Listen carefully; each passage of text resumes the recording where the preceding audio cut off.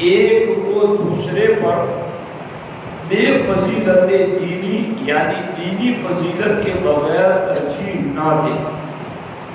کیا مطلب؟ اگر ایک سے زیادہ آپ کی اولاد ہیں تو سب کو دے تو برابر دے، مگر آپ کی اولاد میں کوئی حافظ قرآن ہے، کوئی عالم دین ہے، کوئی نماز کا پابند ہے، پرہیزگار ہے، متقی ہے، تو پھر اس کو آپ باقی بچوں پر ترجیح دے سکتے ہیں، فوقیت دے سکتے ہیں کہ اس کو پہلے دیں یا اس کو کچھ زیادہ دیں، تاکہ اس دین کی جو اس کے پاس فضیلت موجود ہے باقیوں کو بھی اس کی طرف میلان بڑھے کہ ہاں میرے والد صاحب اس کو زیادہ اس لیے دیتے ہیں کہ یہ 5 وقت کی نماز پڑھتا ہے، میں نہیں پڑھتا تو چلو میں بھی پڑھوں گا، یہ حافظ قرآن ہے میں نہیں بنا تو چلو میں بھی بنوں گا۔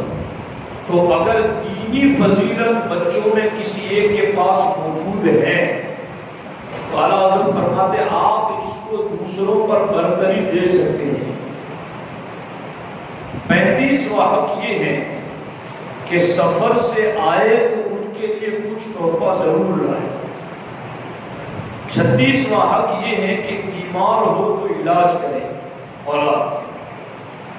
37واں حق یہ ہے کہ حتی الامکان سخت اور موذی یعنی تکلیف دہ علاج سے بچائے، علاج کرائے مگر ایسا نہیں کہ جو اس کے لیے بڑا تکلیف دہ ہو۔ 38واں حق یہ ہے کہ زبان کھلتے ہی اللہ اللہ، پھر پورا کلمہ لا الہ الا اللہ، پھر پورا کلمہ طیبہ محمد رسول اللہ تک اس کو سکھائے۔ یہ بھی اولاد کا حق ہے۔ 49واں حق یہ ہے کہ جب تمیز آئے ادب سکھائے۔ بچہ جب فرق محسوس کرنے لگے، کچھ اس میں شعور پیدا ہو جائے، کچھ خیر اور شر پہچاننے لگے، اچھا برا جاننے لگے، نفع نقصان دینے والی چیز کو پہچاننے لگے، جب اس بچے میں تمیز آ جائے تو پھر اس کو ادب سکھائیں۔ کھانے پینے، ہنسنے، بولنے، اٹھنے بیٹھنے، چلنے پھرنے، حیا، لحاظ، بزرگوں کی تعلیم، ماں باپ، استاذ اور بیٹی کو شوہر کی بھی اطاعت کے طرق اور آداب بتائیں۔ یہ بھی اولاد کے حقوق میں سے ہیں۔ یعنی اپنی اولاد کو کھانا کیسے کھانا ہے یہ بھی سکھائیں دین کے مطابق، پینا کیسے وہ بھی سکھائیں دین کے مطابق، ہنسنا کیسا ہے کہ بہت زیادہ کہا لگا کر ٹھٹا مار کر نہیں ہنسنا ہے، اٹھنا بیٹھنا چلنا پھرنا اس میں بھی آپ سنت طریقے کے مطابق ان کو تعلیم دیں، حیا شرم کی تعلیم دیں، لحاظ کی تعلیم دے، بزرگوں کی تعلیم دے، پھر ماں باپ استاذ کی اطاعت کا ادب سکھائے کہ ماں باپ کا ادب کیا ہے، استاذ کا ادب کیا ہے۔ لڑکی ہے تو اس کو یہ بتائیں کہ آگے تیری شادی ہوگی تو شوہر کی اطاعت کیسے کرنی ہے، وہ بھی اس کا حق ہے کہ آپ اس کو تعلیم دیں۔ 40واں حق یہ ہے کہ اسے قرآن مجید پڑھائے۔ 41واں حق یہ ہے کہ لڑکے کے لیے استاد نیک صالح متقی صحیح العقیدہ سند رسیدہ کو سپرد کرے اور دختر یعنی بیٹی کو نیک پارسا عورت سے پڑھوائے۔ اب یہ بھی خاص بات ہے، ایسے ہر بات ہی خاص ہے، اگر آپ دھیان سے سنیں چونکہ ایک قاعدہ تقاضا کرتا ہے کہ اس پر لمبی گفتگو ہو، مگر چونکہ 80 باتیں ہیں ان کو گنواتے ہمیں قاعدہ لگ جاتا ہے۔ تو دیکھیے استاد نیک ہو، صالح ہو، متقی ہو اور صحیح العقیدہ بھی ہو۔ کئی لوگ یہاں پر ہمیں یہ کہتے ہیں کہ یار مولانا، اور یہ صرف وہاں میں لوگ کہ سنی مدرسوں میں صحیح تعلیم نہیں ہوتی تجوید کے ساتھ، تو اس لیے ہم وابیوں کے یہاں دیوبندیوں کے یہاں بچوں کو رکھ دیتے ہیں۔ یاد رکھنا ہمارے نبی علیہ الصلوۃ والسلام نے اس بارے میں ارشاد فرمایا ہے العلم دین فانظروا عمن تاخذون دینکم، کہ یہ علم بھی دین ہے، تو تم غور و فکر کر لینا کہ یہ علم تم کس سے سیکھ رہے ہو۔ اور المرء علی دین خلیلہ، آدمی اپنے دوست کے دین اور مذہب پر ہوتا ہے۔ فَلْيَنْظُرْ أَحَدُكُمْ عَلَىٰ مَنْ يُخَالِلُ، تو پھر وہ سوچ لے کہ وہ کس سے دوستی کر رہا ہے۔ اس لیے اپنی اولاد کو جاہل رکھنا یہ تو بہتر ہے، مگر کسی بد عقیدے کے پاس پڑھنے کے لیے بٹھانا اس سے بھی بدتر ہے، اس لیے کہ سرے سے ایمان چلا جائے۔ سرکار اعلیٰ اس لیے فرما استاد نیک بھی ہو، صالح بھی ہو، متقی بھی ہو اور صحیح العقیدہ ہو، اس چیز کا نوٹس لینا چاہیے۔ صحیح العقیدہ استاد کے پاس اپنے اولاد کو پڑھا ہے۔ 42واں حق یہ ہے کہ بعد ختم قرآن ہمیشہ تلاوت کی تاکید رکھے۔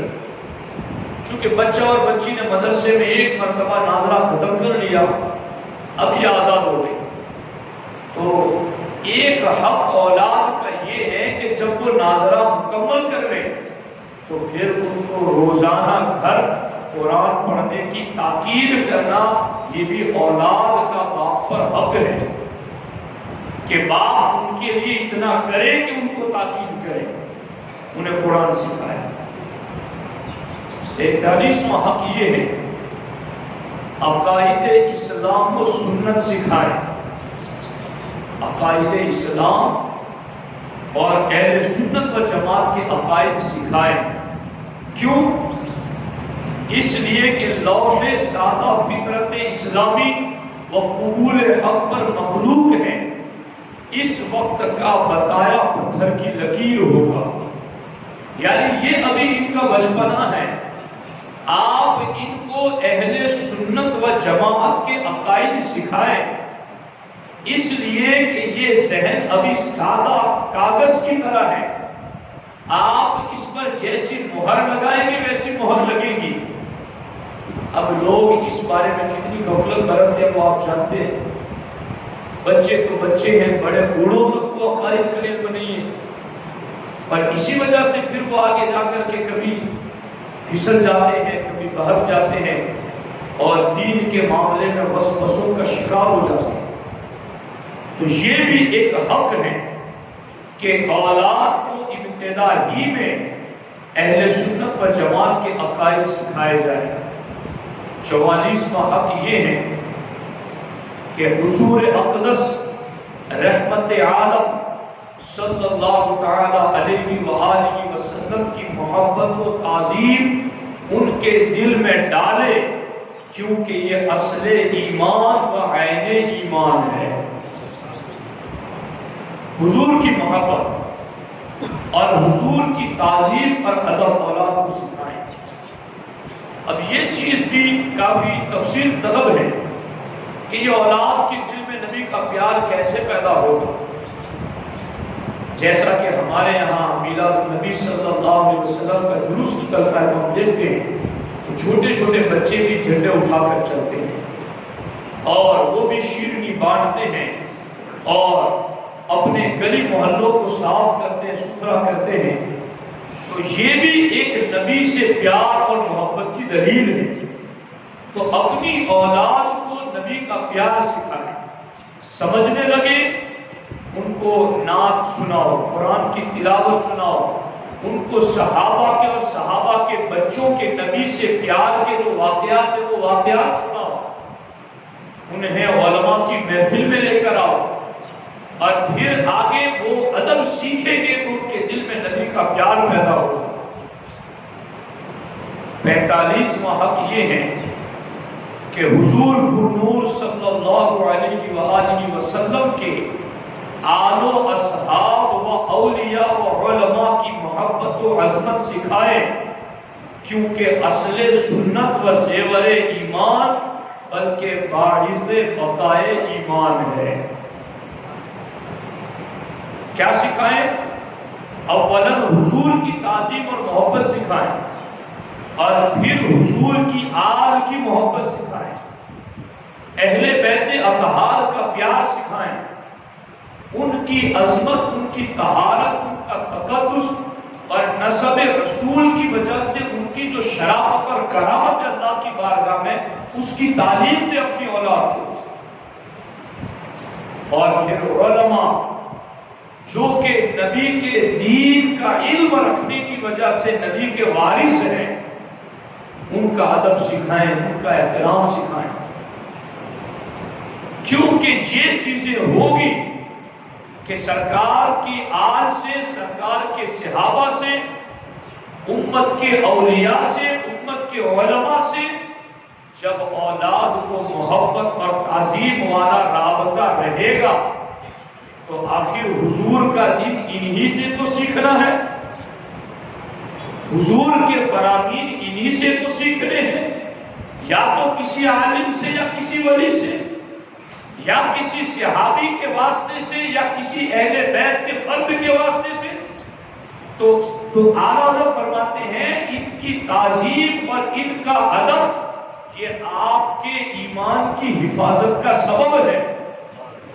اور یہاں اگر کسی کو ٹھوکر لگ گئی کہ اہل بیت سے بغض رکھا، اصحاب رسول میں سے کسی سے بغض رکھا، کسی ولی سے بغض رکھا، کسی سنی صحیح العقیدہ عالم سے اس کے علم دین کی وجہ سے بغض رکھا، تو ایسا بندہ کفر کے قریب چلا جاتا ہے، بلکہ بعض صورتوں میں وہ کافر بھی ہو جاتا ہے۔ اس لیے کہ اہل بیت کے فرد سے بغض رکھنا، سرکار فرماتے یہ مجھ سے گویا وہ بغض رکھتا ہے۔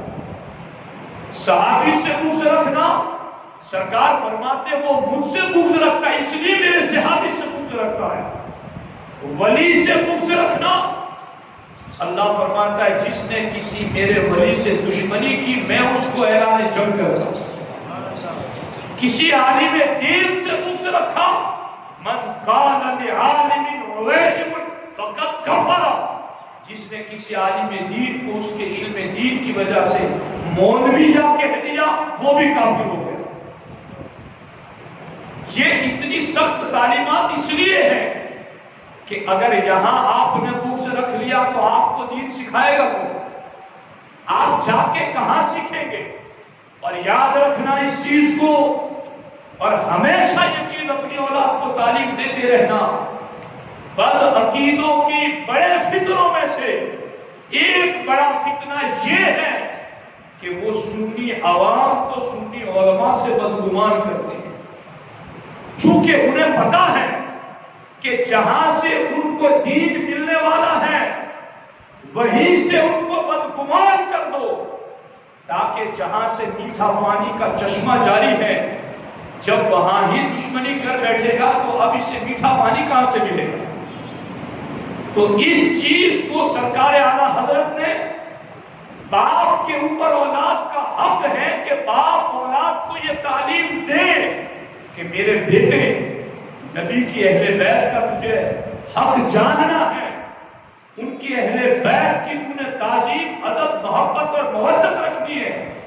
صحابہ کرام میں سے کسی بھی صحابی کا بغض تیرے سینے میں نہ آنے پائے، کسی ولی اور کسی عالم دین صحیح العقیدہ کے حوالے سے تیرے دل میں کوئی نفرت کا بیج نہ آنے پائے، ورنہ یہاں اگر تو ٹھوکر کھا گیا تو آگے تیرے لیے دین بچانا بہت مشکل ہو جائے۔ یہ چیز بھی ہمیں اپنی اولاد کو سکھانا ضروری ہے۔ اس کے ساتھ ساتھ 46واں حق یہ ہے کہ 7 برس کی عمر سے نماز کی زبانی تاکید شروع کر دی۔ 7 برس کی عمر ہو تو اولاد کو زبانی تاکید کرے، نماز پڑھنے کے لیے چلو اٹھ جاؤ، گھر میں پڑھاؤ، لے کے آؤ مسجد، باہر کھڑے رکھو، تمیز ہو تو پیچھے کھڑا رکھو، اور ان کو زبانی نماز کی تاکید کا حکم دیتے رہو 7 سال کی عمر سے۔ اور یہ حدیث پاک میں بھی حکم ہے اور جب 10 سال کی عمر کے ہو جائیں تو آگے مار کے پڑھانے کو۔ 47واں حق یہ ہے کہ علم دین، دھیان سے سنیے، علم دین خصوصاً وضو، غسل، نماز، روزہ کے مسائل، توکل، قناعت، زہد، اخلاص، تواضع، امانت، صدق، عدل، حیا، سلامت صدر و لسان وغیرہ دیگر اعضاء کی سلامتی اور ان کی خوبیوں کے فضائل، حرص، طمع، حب دنیا، حب جاہ، ریا، عجب، تکبر، خیانت، کذب، ظلم، فحش، غیبت، حسد، کینہ، ان ساری خوبیوں اور ان ساری برائیوں کی بھی تعلیم اپنی اولاد کو دے۔ اب ان میں سے ایک ایک چیز کی بڑی تفصیل ہے کہ جن کے پیچھے بڑا لمبا وقت ہے، مگر وہ کچھ حق آپ کا بھی بنتا ہے کہ ہم اگر آپ کو فہرست سنا دیں تو اس کے نیچے کیا بنتا ہے وہ آپ بھی تو کچھ کوشش کیجیے۔ علماء ہیں، ان سے کچھ ڈھونڈیے دین۔ 48واں حق یہ ہے کہ اولاد کو پڑھانے سکھانے میں نرمی ملحوظ رکھیں، بہت زیادہ سختی نہ کریں۔ جی اساتذہ بھی اس کا لحاظ رکھیں کہ بہت زیادہ مار پیٹ، جب ہم لوگ پڑھتے تھے تو خوب مار پیٹ کا ماحول ہوتا تھا، لیکن اب لوگ اس کا لحاظ رکھتے ہیں۔ علماء مدرسین کو اس کا رکھنا چاہیے۔ پڑھانے سکھانے میں رفق اور نرمی ملحوظ رکھیں۔ 49 موقع پر چشم نمائی، تنبیہ اور تہدید کرے، یعنی وقت آئے ایسا تو پھر صرف نرمی نرمی نہیں، چشم نمائی، کبھی آنکھ بھی دکھاؤ اس کو، کبھی اس کو ڈانٹ ڈپٹ بھی دو، کبھی زجر و توبیخ بھی کرو، مگر کوسنا یعنی بد دعا نہ دے۔ اس حالت میں بھی اس کو بد دعا نہ دے کہ اس کا کوسنا بد دعا دینا ان کے لیے سبب اصلاح نہ ہوگا، بلکہ اور زیادہ فساد اور بگاڑ کا اندیشہ ہے۔ اس لیے اولاد کے سلسلے کے اندر یہ چیز بھی ملحوظ رہے۔ 50واں حق یہ ہے کہ مارے تو منہ پر نہ مارے۔ ہمارے آقا علیہ السلام نے یہ بھی فرمایا کہ اولاد کو ادب دینے کے لیے ہمیشہ ڈنڈا لٹکا کے رکھو، اتنی نرمی بھی نہیں کہ وہ بے باک ہو جائے، لیکن مارنا بھی ہے تو ہلکی مار، اور وہ بھی چہرے پر نہ مار، کوئی بہت ضرورت، ورنہ صرف آنکھ دکھانے سے کام چلا۔ 51واں حق یہ ہے کہ زیادہ تر وقت تہدید و تخویف پر کانے رہیں، یعنی ڈرانے دھمکانے پر ہی اکتفا کریں، زیادہ وقت مار پیٹ میں نہ لگائیں۔ کوڑا کنچی یعنی کوڑا ہے، چھڑی ہے، اس کی نگاہوں کے سامنے رکھیں تاکہ اس کے دل میں رعب اور خوف پیدا رہے۔ اب تو کوڑا کنچی بھی گھر میں ہوتا ہی نہیں ہے۔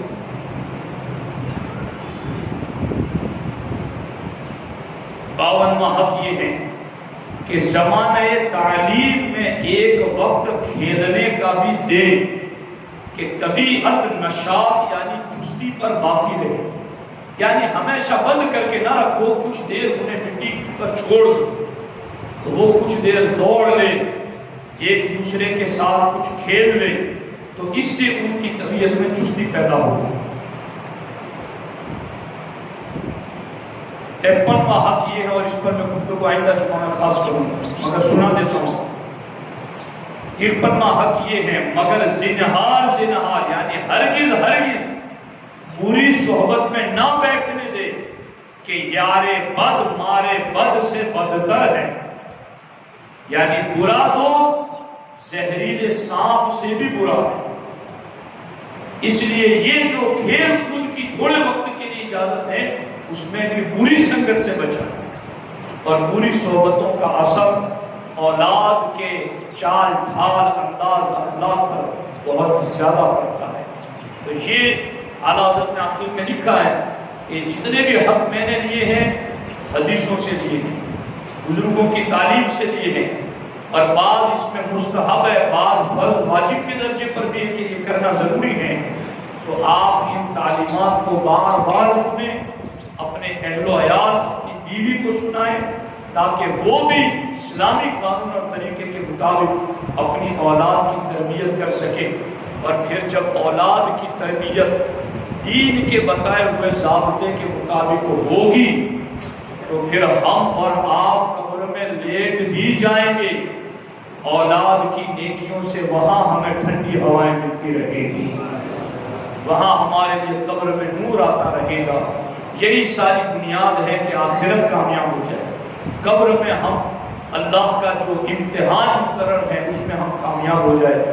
تو اس کا ایک بڑا سبب اولاد کی نیک تربیت کرنا ہے۔ یہ اسلام کے ضروری پاکیزہ اصول ہیں، ان کو یاد رکھیے اور انہیں کے مطابق اپنی اولاد کی تربیت کی کوشش کیجیے۔ اللہ رب العزت مجھے آپ کو سب کو عمل کی